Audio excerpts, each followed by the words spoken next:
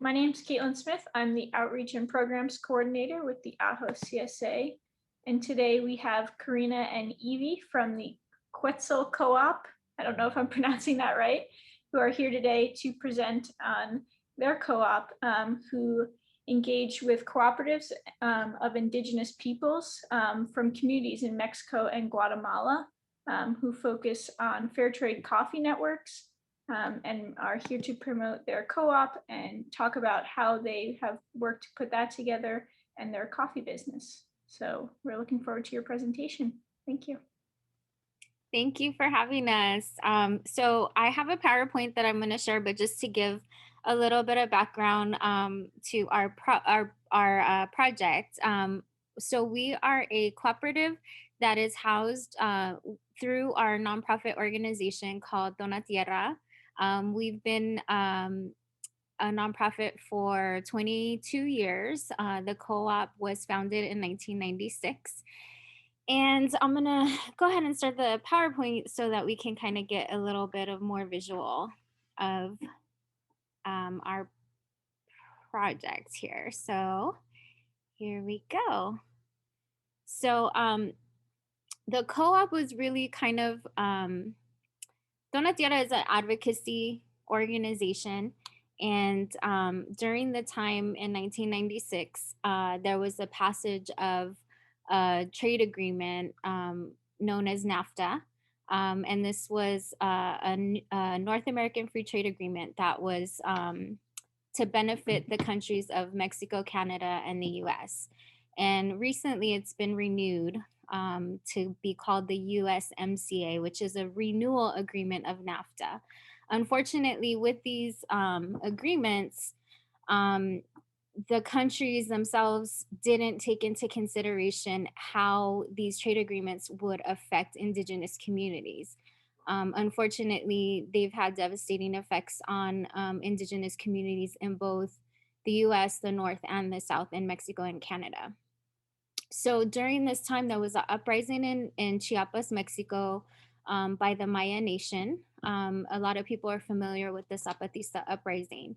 And the reason why this was happening was because the Mexican government at the time was literally physically fighting with this Indigenous community because they wanted to preserve their autonomy.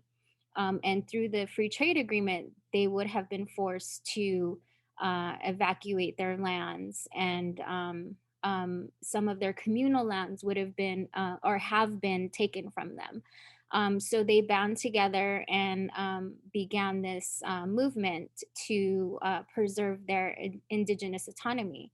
So in 1996, our elders had gone down into Mexico and asked these nations that were fighting how we can support them long term. And their response was basically buy our coffee. So we said, okay.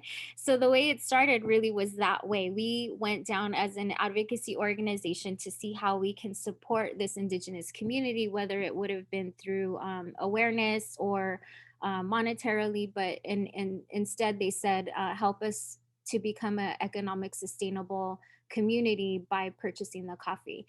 So that's kind of how the Quetzal Co-op started, was with the purchase of coffee, green coffee from the Maya Nation of the region in Chiapas. So since then, this was in 1996, we were able to import coffee. And we decided that after a few years of supporting this community, we decided that we wanted to expand the process and the project into other communities, other Indigenous communities, because obviously we know that that Indigenous communities have their own goods and services, and we wanted to be able to highlight and uplift that and provide economic sustainability, not just to the Indigenous communities that we're working with, but also for our own here in Phoenix, Arizona. So the main thing that we looked at was we wanted to definitely directly work with Indigenous communities. And we wanted to definitely do fair trade, or what we call above fair trade. Just trade is what we call it, meaning not just a fair price for product, but actually a just price, something that's going to be a livable wage for the community workers there in the different regions. So we do pay a little bit more for our product, but it's because we want to make sure that the workers themselves are getting that are being compensated economically.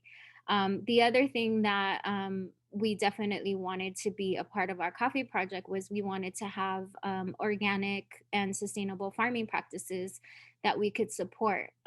So the difference between our coffee and, let's say, Starbucks is that um, we we work directly with these farmers and these small communities, and so the practices are very different than if a corporation were to come in. The farming practices are different. Instead of doing a clear cut, which would be clearing out the land and all of the flora and fauna in that region to grow coffee, the farmers that we work with are sustainable farmers, so they actually grow the coffee in the areas where it's complementary to the coffee. So they don't clear cut, they work with the environment there. And that we think, we know, we don't think, but we know that it gives us a better tasting coffee bean for sure. And I'll show you some pictures of some of our coffee. So this is one of our elders down in Chiapas, Mexico, and this is one of the cooperatives that we work with. So throughout the years, we've had different cooperatives, usually in the same region, but just like any other community, sometimes they shuffle out or they shuffle over, and there's different cooperatives that come into play in the different regions. So USACH is one of the cooperatives that we work with down in Chiapas, Mexico. So this is a photo of their coffee green, and you can see it's organic coffee. Um, and this is what it looks like green. So we import the coffee green. For those who don't really know much about coffee, if you look at the beans of the coffee, you can tell that it's a good quality because they're all similar in color, they're all similar in size, which gives us that really good roast and that really good flavor of coffee. So that's one of the things that we definitely want to make sure that we're getting quality coffee from these farmers, because we want to be able to provide a good product to our customers as well. So our coffee is imported, and we've tried several different methods to have our coffee imported. We've done it through land, we've done it through boat, and we try to do it in any way we can. We recognize that there are indigenous trade routes that have been in existence since before colonization, and so we try to kind of revitalize that and recognize through the land that there are these indigenous trade routes, and that these previous relationships have existed through. So bringing in our coffee, we roast it locally, we package it, and we do it on an as need basis. So our coffee is stored green in a cool, dry area. And then when we get a coffee order, depending on how large it is, we usually roast small batches at a time to make sure that we get the freshest roast available. And then we provide it to our customers. So these are some of the photos that we have of our volunteers. And one of the important things to note as far as our project goes is that we are a 100% volunteer basis. This project is all volunteers. Our roasters are volunteers, our packagers and our salespeople are all volunteers. And the reason why is because we really believe in the project. We really believe in providing that kind of relationship that provides economic sustainability to indigenous communities, and we want to continue to keep it going. Hopefully in the next generations will come in and continuing these relationships and the project itself. So this is us here with our roaster and our roaster room, and you can see our coffee on the bottom there after it's been roasted. We do several different roasts, but one of our most popular is the dark morena, which they do sell at the Ajo Community Center. So we're really excited about that. That one is our most popular roast, and it's just amazing, delicious. And so here's some more photos of our packaging. And our product, again, depending on the size of the bag and where our products are going, we do have different packaging for it. So these are some of the partners and distribution distributors that we've had in not just in the past but currently as well. So we do have a partnership with Sana Sana Foods. And during COVID, everything kind of shifted, and a lot of people were looking into providing community food boxes into the communities here in Phoenix. So Sana Sana was one of the food trucks that started packaging and food boxes. And part of the food box, in addition to other indigenous foods, was our coffee. So that was something that we were really proud to be a part of that project. We were pushing out, I think, 130 pounds a week for that particular project that Sana Sana Foods was doing, which was really amazing. And then we also were selling our coffee at the Fair Trade Cafe here in Phoenix, Arizona. Um, we've done partnerships with other organizations where we've provided them our coffee, and we have packaged it so that they can provide or put their own label on it, which is something else that we're absolutely open to doing. So for our past partners, we've had the Seventh Generation for Indigenous Peoples. They purchased, I think, 200 pounds of coffee, and they packaged it with their own packaging. But of course, they made sure to include where our project, and where the coffee came from. We also have Indigenous, which was another project that was out of California, where we also roasted and bagged their coffee for them with their own labels, and they were selling it out in California.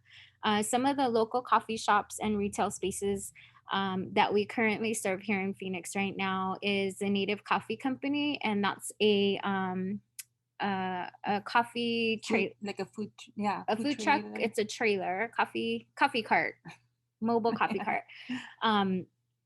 And Early Bird Vegan, which is located in South Phoenix. So these two organizations or entities, I should say, purchase their coffee solely from us. So you can go to Early Bird Vegan, or you can find where Native Coffee Company is set up at, and the coffee that you'll get from them is our Quetzal Co-op coffee.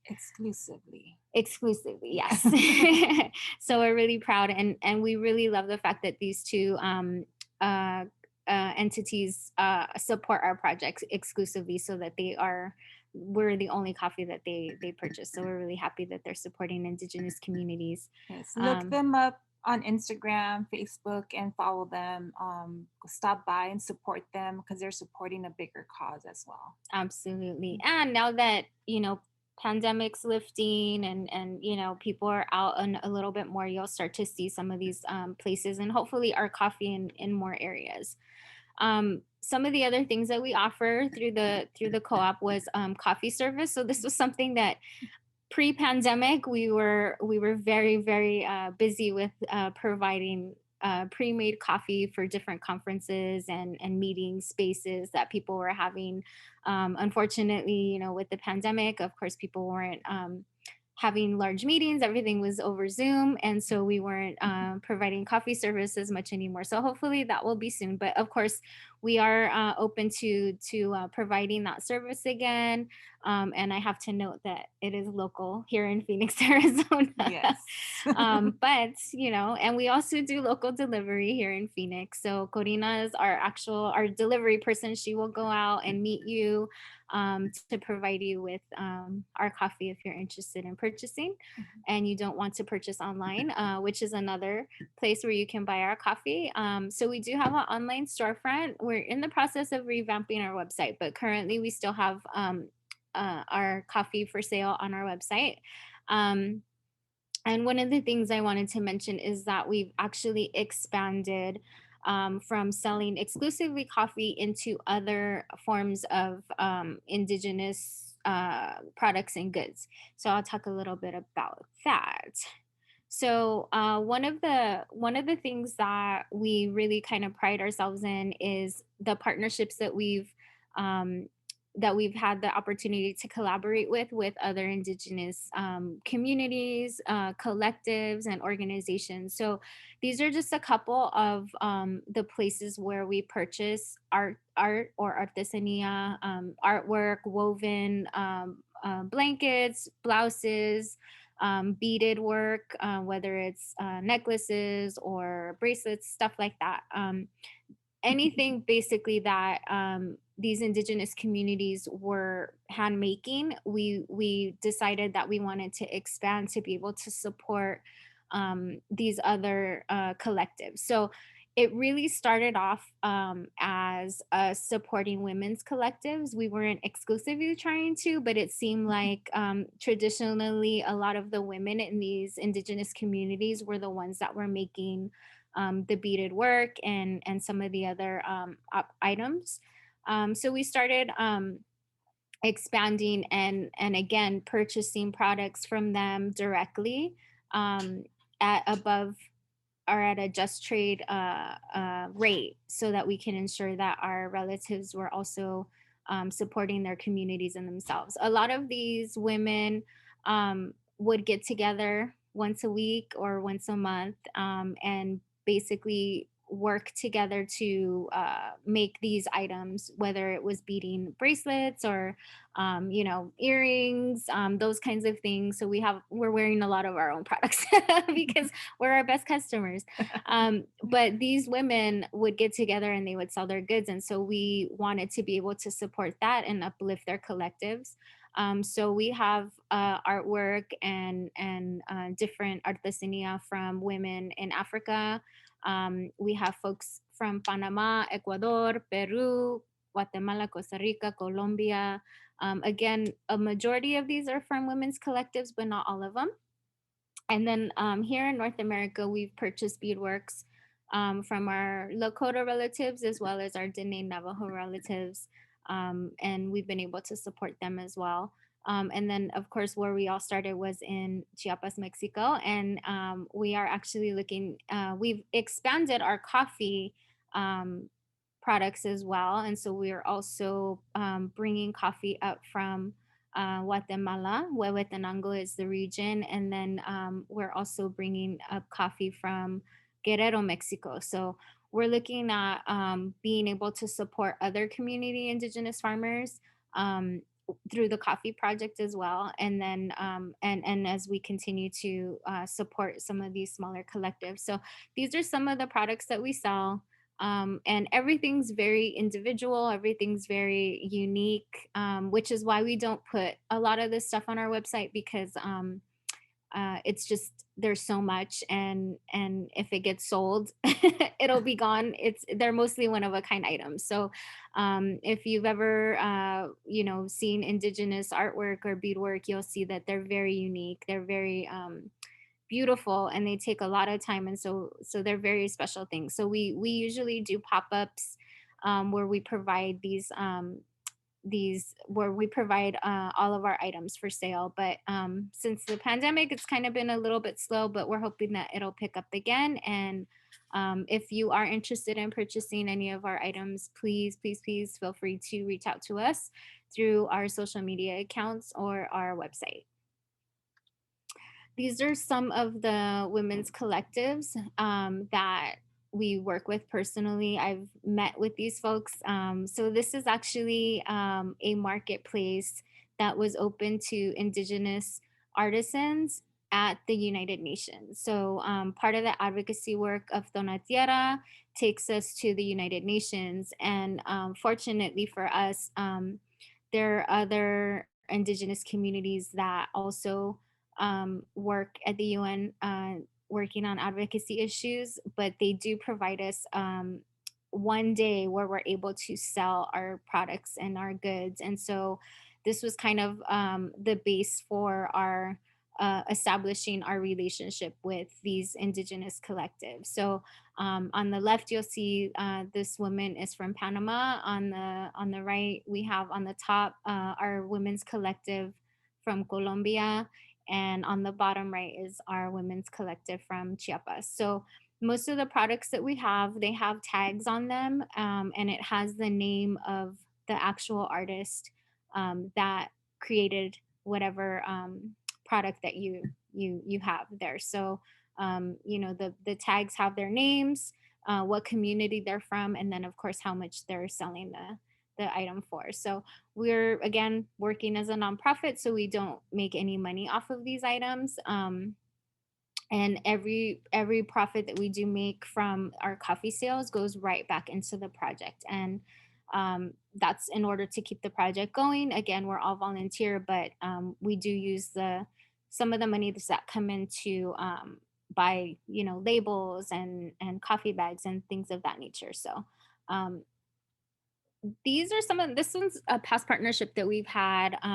So in addition to artesania and coffee, we've also sold beans. So Nappy, Navajo Pride, we purchased pinto beans from them in the past. And Corina and I were actually talking about revamping our relationship with them because it's been quite some time. I believe during the time that we were partnering with them, there was a time where they didn't have the beans in stock and they were waiting for the next crop. And so we kind of never followed up. But I think it's time for us to bring back the Navajo Pride pinto beans and make sure that we can provide that kind of relationship and a product that's indigenous owned and operated and be able to provide that to our customers as well. It's a quality product and we still get requests for that. So we're Absolutely. definitely gonna follow up on that. Yeah, and we may even look into some of the other items that they have for sale there. So stay tuned for that. So this is our website and the information of where we're located here in Phoenix. If you're interested in coming by and visiting, or if you want to just purchase on our storefront, you can get to it through our website, www.donatira.org, or feel free to give us a call if you have any questions about purchasing some of our products, maybe seeing some of our artesania. But we'd be more than happy to have everybody, support our project. So some of the other items we have are our amazing coffee cups. And if you can see here, it says a taste of justice in every cup. So we do sell our coffee cups. We sell other items that are on our website, including smaller bags of coffee. We have traditional Aztec calendar planner books. And we also sell masks that were made from an indigenous community in Mexico. So if you're interested, please look at our website. If you want to find more information on the communities, please feel free to reach out to us. Or if you're indigenous and interested in becoming a part of our co-op, we would love to talk with you and learn more about your project and see how we can collaborate and support each other. So thank you. Do you want to add anything? Oh, and I think we have a question section on this. Is that right? Correct, Caitlin? Yes, people can either unmute themselves or put some questions in the chat. Either way. That would be the best bet right now. Well, this is Nina. Thank you for talking to us today about your amazing project. And I was wondering if you can speak a little bit more on how you work as a co-op here. So not only you work with co-ops where you purchase and source your products from, but you mentioned you are all volunteers. Do you have any rules, or when you say you work as a co-op, if you could maybe speak a little bit more on how you work, how does one become a member, what are the responsibilities, and how you manage yourselves? Sure, absolutely. So we function as a cooperative, so everybody comes in and volunteers. Some of the roles and responsibilities that we have are assigned to specific people. For example, we have 2 people that know how to roast. And so those are our go-to people for roasting. And then we have different volunteers that come in to help us with the packaging. And then also we have folks that come in and do sales. So the way that we function is on an as needed basis. So whenever we need somebody to roast, we call in our roasters to come in, and basically we provide our volunteer hours. Some people would use those. Sometimes we have students that actually come in and are a part of our program at school that requires them to do community service. And so we offer that option for our students as well to come in and help package and label some of the bags. And then our delivery person also volunteers her time and her hours. So as far as how the co-op functions, that's pretty much how it goes. We can either compensate ourselves through coffee, which many of us do, and we also have a smaller, more internal kind of a trade with our within our organization, where we have some of our volunteers, for example, have chickens, and they provide a lot of eggs. They produce a lot of eggs, and so that's something they may trade some chicken eggs for coffee, and then we will trade the eggs for something that someone else has to offer in their community garden. So it really is, it functions as a cooperative internally, as well within our own organization. Obviously we don't offer that on a larger scale because of permits and concerns of trading those kinds of things. But internally we offer, we do allow for our volunteers to you know get coffee or provide something as a trade for the work that they provide. And some people just do it because it's just what we do. Yeah, and it's all through texting, phone calls. If we need help vending, we'll just ask the families who's available at this time. A lot of times we do want to get the youth involved so they can learn that, the process, being self-sustainable that way as a community, as a family. So those are the things we offer internally. Yeah, thank you for sharing a little bit more, a few more details. It's just amazing. We're learning through this series. It really is all about community organizing and, those personal relationships, and how many great projects really get done because we care for each other. So how many people would you say you currently kind of involve into this organizing? We have about 10 steady volunteers that are consistent. A lot of our community members and members of our organization are actually school teachers. So it's a really beautiful thing because they have access to the youth. And of course, they want to share the important work that we're doing, especially when it comes around to Indigenous studies, or they talk about Indigenous topics in school. They're able to kind of tie in the work that we do through our organization at their schools. So, I mean, we have educators that work in the Phoenix Union high school districts. Literally about, I want to say 15 of our organization members are either counselors, administrators, or teachers within the school districts. And so again, we get to partner with students whenever it allows, within the curriculum. And we've had students come in and learn about the organization. They've done volunteer work, not just with our cooperative projects, but also just in general at the organization itself. We have a community garden. Dona Tierra has several projects. The co-op is just one portion of it. But it really gives people the opportunity to learn about the process of coffee and roasting and the importance of it. And also it really gives them an insight of what a smaller cooperative and a smaller Indigenous community looks like when it comes to providing products and services, as opposed to like a larger corporation.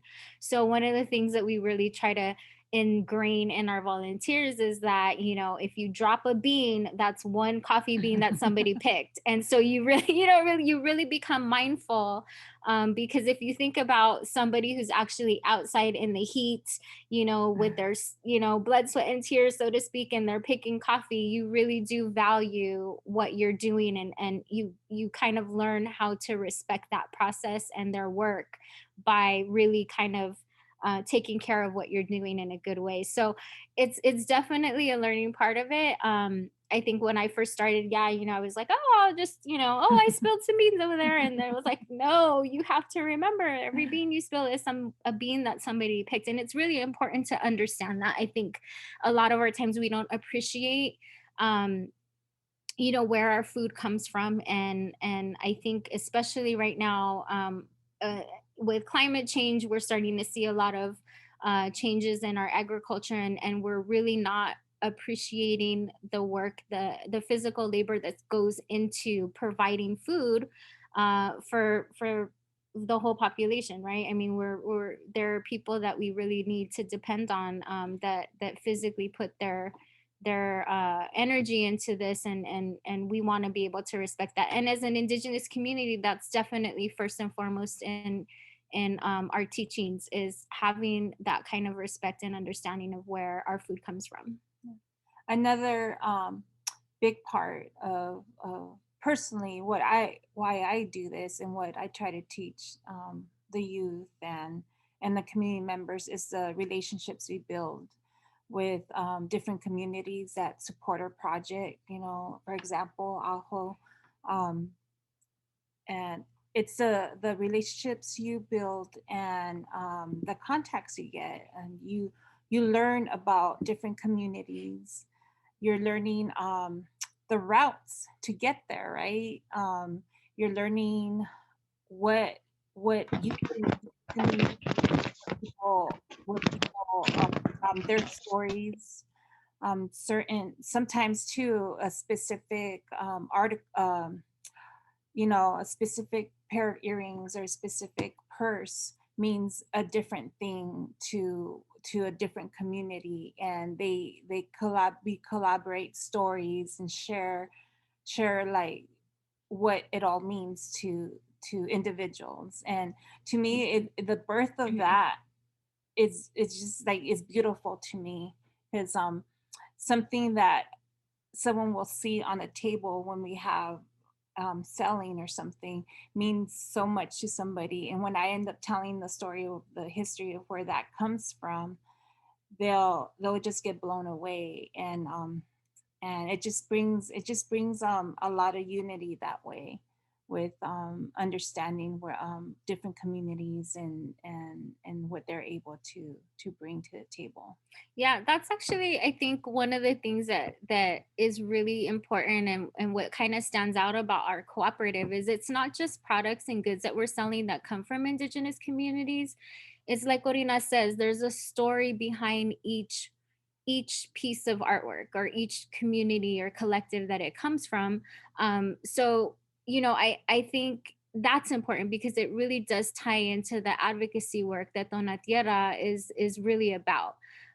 For example, you know, we talked about the coffee and how it started. You know, it started with these indigenous farmers in this region who were basically fighting for their livelihood, and it opened up the doors for us to really kind of be able to help other indigenous communities in similar situations. So, you know, for example, we have a lot of our artesania that comes from a community in Iguala, Mexico, which is in the region of Guerrero.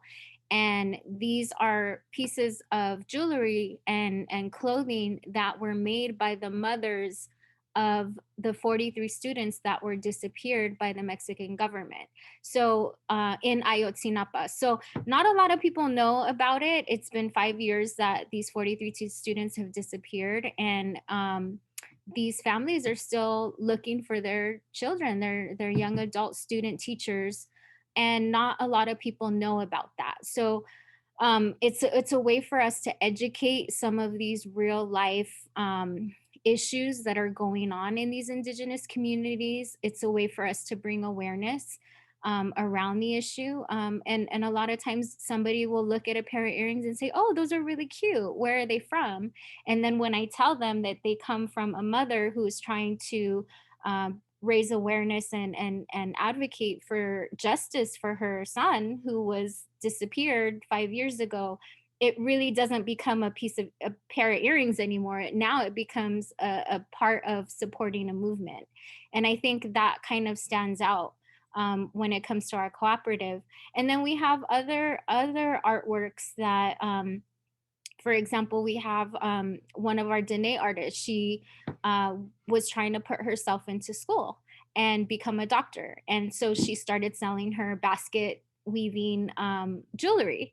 And we were able to support her in order for her to support her community by going to school, becoming a medical doctor. And I'm happy to report she just graduated and has gone back to her community to serve in the Navajo Nation. So this is what our cooperative is about. It's not about, corporate, money gaining, that kind of thing. It really is something that we want to hopefully open up the door to people to learn about advocacy, learn about some of these issues, and support these local smaller artists and collectives. I think that's really where we're coming from.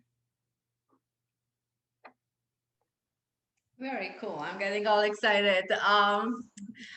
Another question, and I don't want to, if anybody else has any questions, please let us know. In the meantime, if somebody was to start a co-op, do you have any advice for them? Well, in the state of Arizona, it's very difficult to basically become a cooperative on paper. And that's because there is no such thing. So when we say we're a co-op, we work and function the way a traditional cooperative would. But on paper, it's a very different, we're a nonprofit organization that classifies our work as a project. So I think as an Indigenous organization, especially a 501c3 that functions as an Indigenous organization, we have been able to adapt and find ways to include our Indigenous structure of processes within the kind of Western 501c3 nonprofit organization world. So it's definitely something that you kind of have to navigate through. And we've learned so much over the years because there are, a lot of bureaucratic processes and jargons that you have to go through in the nonprofit world.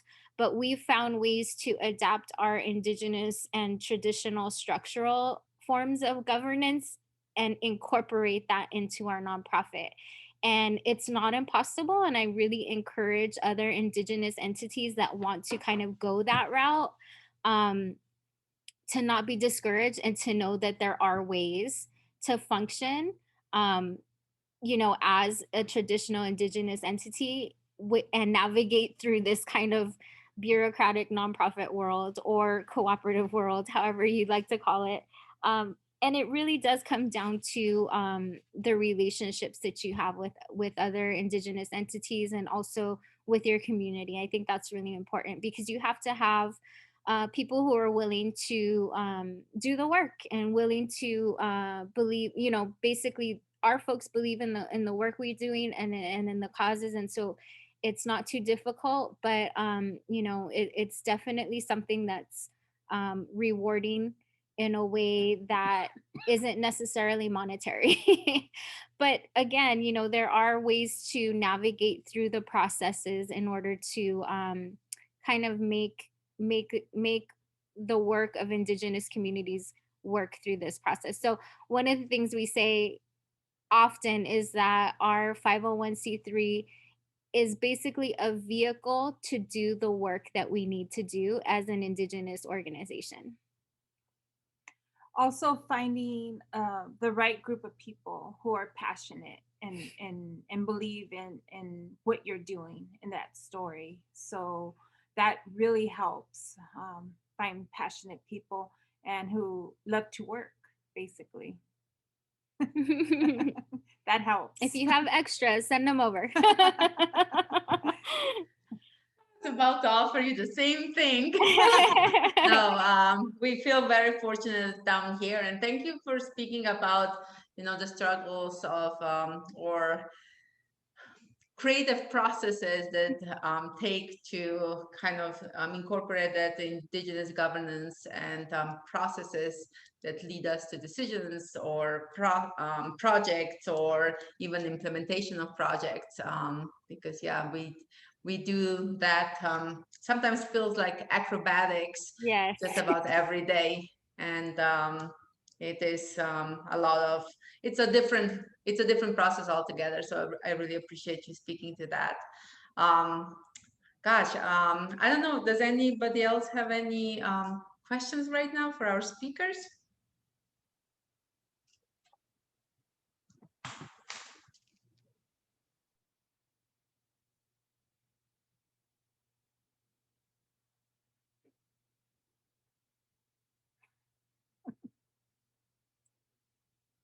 I don't know, in chat, I think I might have something.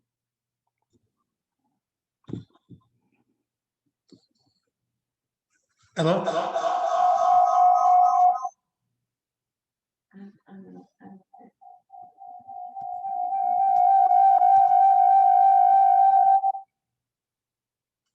Hello?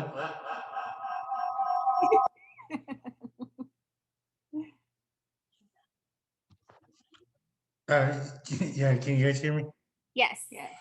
Oh no, yeah, so sorry. Yeah, no, I love your presentation. For me, just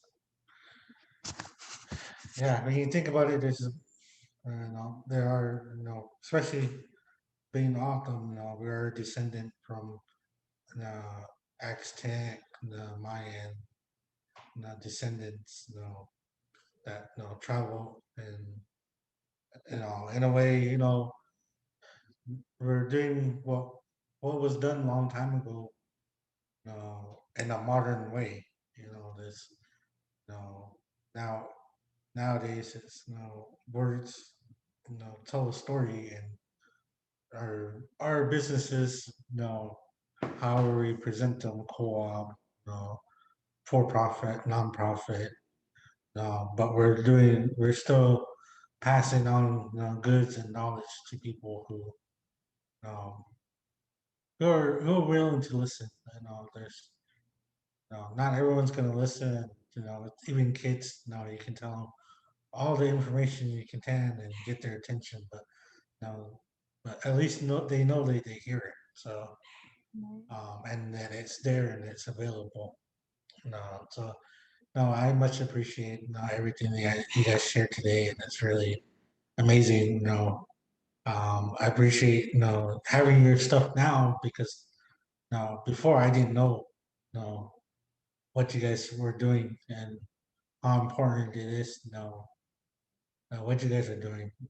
That's not just a benefit for you guys as an organization, but it's a benefit to people who bring these stuff to you. So I much appreciate it very much, because no, I didn't. This is knowledge I didn't have before. Even though I get your beans in the mail and I pick it up and I take it to the cafe. No, but I just never really struck my head to understand what capacity you guys work at. Because in the end, now for me, I'm doing my part. I'm growing food, but I'm mentoring, teaching these next my apprentices everything that I know, and sharing different techniques, traditional, non-traditional, um, giving them variety so that they can make those choices for themselves if they choose to continue to farm or grow. And so I love everything that you guys have done so far. So thank you for sharing this, and we had some real coffee this morning. That was really good. So That's really good to hear, Sterling. That's a real good thing to hear. yeah, Oh, so oh, Sterling, I really appreciate what you said. I think I'm gonna hold that for a long time. We're doing what we've been doing for hundreds of years, you know, probably thousands in a modern way. That's such a I like that. Thank you. Yeah, I also wanted to add that it's true. We have traditional names for some of the things that we've done. One of the things that we try to incorporate is using those traditional names within our organization. For example, like Quetzal Co-op comes from our traditional word Quetzal Co-op, which is a an entity or energy. Some people call them gods, which is not something that we called them, but they were sacred energies that had specific purposes. And the actual process of selling and somebody who sells these goods is called a pochteca. So our coffee is called Cafetzin, and it's a traditional word meaning the sacred coffee. It's a mix between Spanish and our traditional language Nahuatl. And the reason why we felt it was important to continue to keep our language in some of the products that we sell or some of our literature is because we wanted to be able to connect the indigenous roots that we have to the modern world. And it's very difficult sometimes to walk that line, especially with our youth, because they're more interested in, you know, being on their phones, their iPads, and those kinds of things. And they're not so much interested in roasting coffee or farming and gardening and those kinds of things. And so we really try and find a way to connect and find a balance with our traditional ways and our and more Western, you know, Western society and modern ways. So, for example, when we were looking at redesigning our website, we had a volunteer, a non-Indigenous volunteer that was willing to come in and help revamp our website. And they were making the suggestion to change the name of our coffee to something that's more westernized, something a different brand name or a different branding.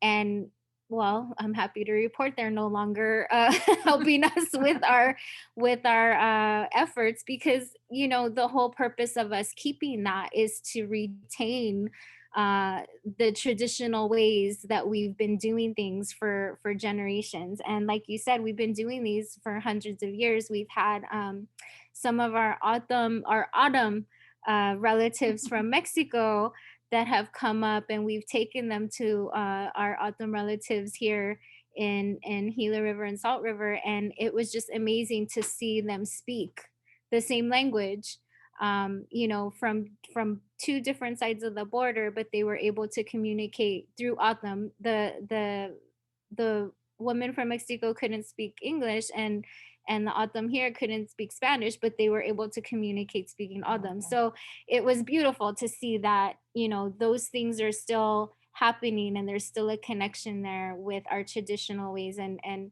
we have to find ways to kind of um, bring awareness and hopefully invigorate our children to carry on those traditions, because it's super important, especially now with climate change and you know, the way our mother earth is being abused. You know, I always tell my children, like, you have to know how to grow your food, you have to know where to get clean water. Like, what happens if your internet goes down? You know, you're not going to be able to find, you know, where to go or who to help, who you're going to help. So it's important to maintain those relationships, especially with our autumn relatives here in Phoenix. You know, that's something that's always at the top of our list, because we recognize that you guys are the original caretakers of this territory. So thank you for what you're doing down there in Ajo, and continuing that hard work, because we know it is a difficult job. Thank you. Thank you guys. Keep it up, and we hope to be in person and see you guys. And We, much appreciated. So. we will soon.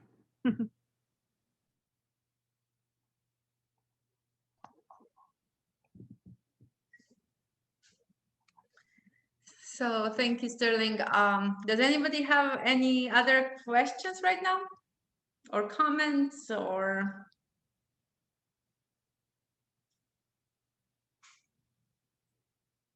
Well, with that, if not, please feel free to get in touch with Corina and Evie.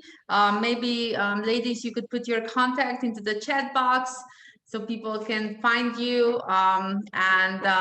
We are very proud to be selling your coffee both at the Ajo Farmers Market and Cafe and online through our online store as well. And can't wait for you to come down to Ajo and on the Dawn Autumn Nation to be a part of the Autumn Farmers Market, hopefully very soon as well.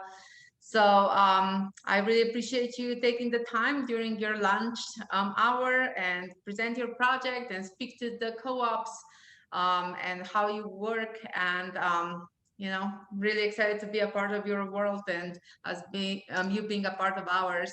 Caitlin, did you want to say something? I just wanted to say thank you for joining us. Yeah, it was a great presentation. I mean, we've been selling your product for probably close to a year now. I think we started selling it before the pandemic. Right. So it was great to learn more about it since we've been selling it both in store and online. Yeah, so it was great. And it was great meeting you guys. Thank you. It was so great meeting you. And it was such a pleasure to be a part of this presentation. Thank you for So having us. We added our contact information in the chat box. So if people want to write that down or screenshot it, you can find us there. Thank you so much. Thank you. Thank you all. Bye. Bye.